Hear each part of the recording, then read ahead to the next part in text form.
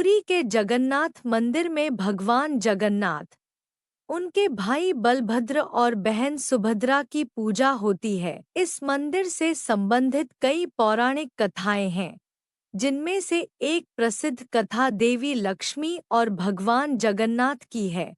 इस कथा का प्रारंभ तब होता है जब भगवान जगन्नाथ अपनी पत्नी देवी लक्ष्मी के साथ निवास कर रहे थे। एक दिन भगवान जगन्नाथ ने देवी लक्ष्मी को बिना बताए अपने भाई बलभद्र और बहन सुभद्रा के साथ अपने प्रिय भक्त सुदामा के घर भोजन करने का निर्णय लिया। सुदामा एक निर्धन ब्राह्मण थे, जो भगवान जगन्नाथ के परम भक्त थे।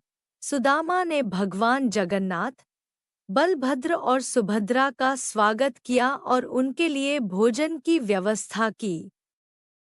सुदामा का भोजन साधारण था, लेकिन उसमें सच्ची भक्ति और प्रेम था।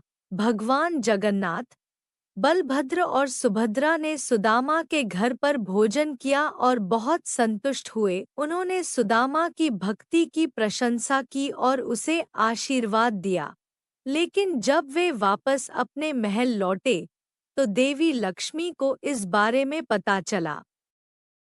देवी लक्ष्मी को यह जानकर बहुत क्रोध आया कि भगवान जगन्नाथ ने बिना उन्हें बताए किसी और के घर भोजन किया।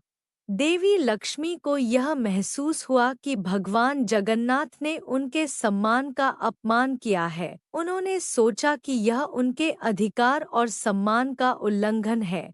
इसलिए देवी लक्ष्मी ने भगवान जगन्नाथ से इस विषय में प्रश्न किया।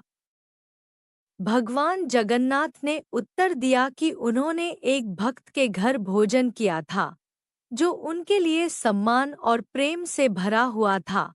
इस उत्तर से देवी लक्ष्मी का क्रोध और भी बढ़ गया। उन्हें लगा कि भगवान जगन्नाथ ने उनके प्रति उचित सम्मान नहीं दिखाया। क्रोध में आकर देवी लक्ष्मी ने भगवान जगन्नाथ को शाप दिया।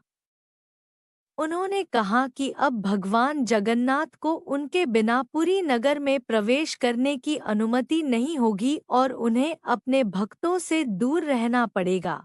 देवी लक्ष्मी के शाप का भगवान जगन्नाथ पर गहरा प्रभाव पड़ा।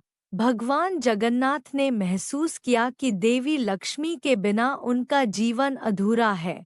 उन्हें यह समझ में आया कि देवी लक्ष्मी का सम्मान और प्रेम उनके लिए कितना महत्वपूर्ण है। उन्होंने देवी लक्ष्मी से क्षमा मांगने का निर्णय लिया। भगवान जगन्नाथ ने देवी लक्ष्मी के पास जाकर उनसे क्षमा मांगी। उन्होंने कहा कि उन्हें अपनी गलती का एहसास हो गया है और वे देवी लक्ष्मी के बिना जीवन की कल्पना भी नहीं कर सकते। देवी लक्ष्मी का हृदय भगवान जगन्नाथ की भक्ति और समर्पण से पिघल गया। उन्होंने भगवान जगन्नाथ को क्षमा कर दिया और अपना शाप वापस ले लिया। भगवान जगन्नाथ और देवी लक्ष्मी की यह कथा न केवल धार्मिक दृष्टि से महत्वपूर्ण है, बल्कि यह हमें सामाजिक और पारिवारिक जीवन के महत्वपूर्ण आदर्शों को भी सिखाती है। इस कथा से यह स्पष्ट होता है कि परिवार में सभी सदस्यों का सम्मान और उनके विचारों का महत्व होना चाहिए। भगवान जगन्नाथ का देवी लक्ष्मी से क्षमा मांगना यह दर्शाता है कि गलतियों को स्वीकार करना और प्रायश्चित करना जीवन का एक महत्वपूर्ण हिस्सा है।